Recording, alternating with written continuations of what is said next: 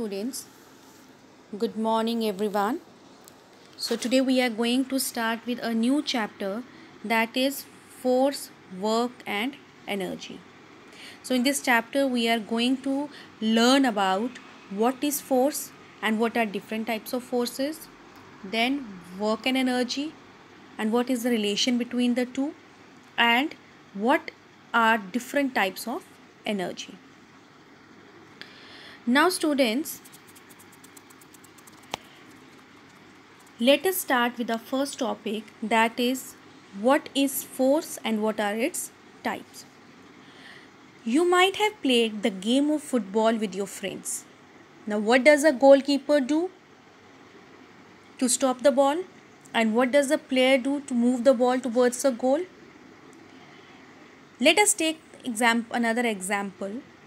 You might have played tug of war with your friends. Tug of war, where there are two teams and a rope is there.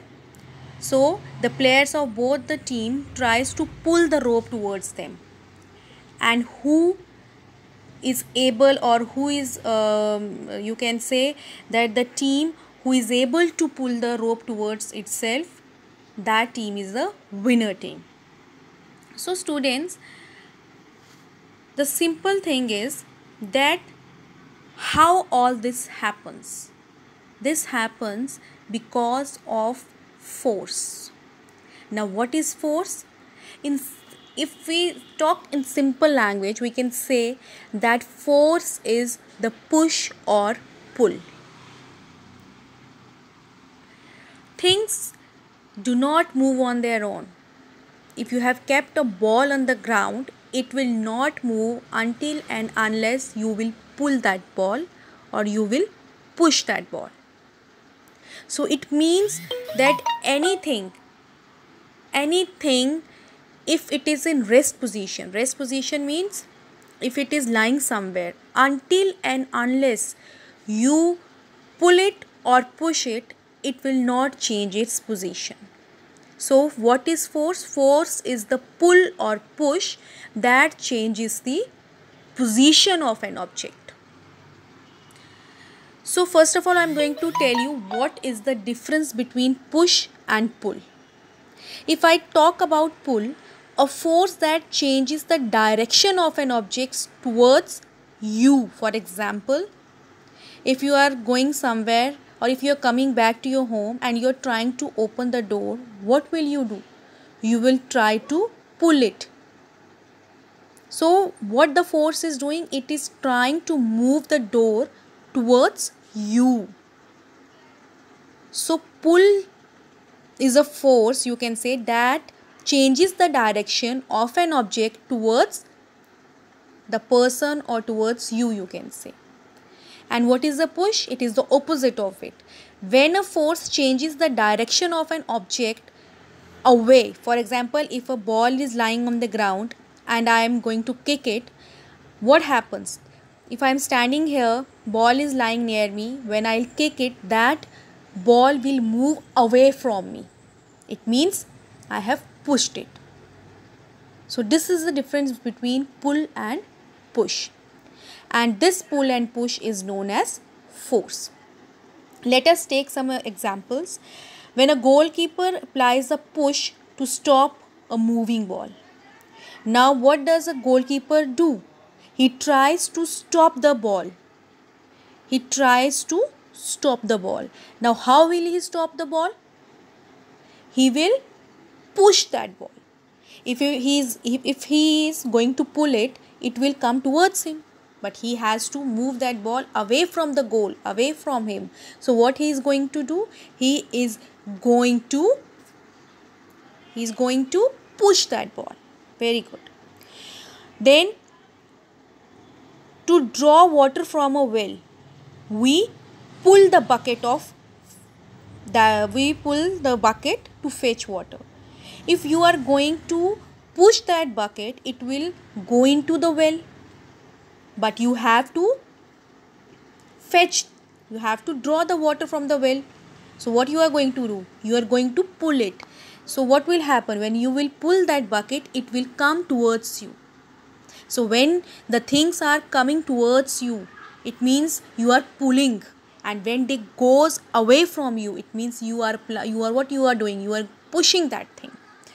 So this pushing and pulling is known as force. I hope you have understood this. Now children, what are the characteristics of a force? Means what a force can do. First of all, it can move an object. Again, I'm going to give you an example. If a book is lying on the table, until and unless you will apply force, that book will not move. If a ball is there lying on the ground, until and unless you push it or you pull it, that ball will not move. So it means that force can move an object. It has that ability. Second is it can stop a moving object. Now only I just gave you an example that if a goalkeeper is standing near his goal, what he is trying to do, when the ball is going to come near him, he is going to push it. He is going to move that ball away from him, or he will try to stop it by applying that force. For example, a ball is rolling on the ground. So if it is rolling on the ground, what will you do? To stop it, you will apply a force. So it means that a force is required to move an object. It is required to stop an object. Then it changes the speed of a moving object. Now how will it changes the speed? If a ball is moving slightly, when you are going to push that ball, it will move fast. It means that when you have applied force, what happened? The speed of that thing changed. So a force can change the speed of an object also. Next is it can change the direction of a moving object. Let me take again the example of a ball. If a ball is moving in a straight direction, and if you want to move that ball in the right direction or in the left direction, you are going to push it. So when you will push it in that other direction, it will move towards it. So wherever you want the thing to go, you push it and it will move to that direction. Then it can change the shape of an object. Let us take the example of clay. Whenever you make something out of clay, what you do? You apply a force on that clay to give it a shape. Whenever your mother knead dough, what does she do? She applies a force. Whenever your mother makes a chapati for you, what does she do?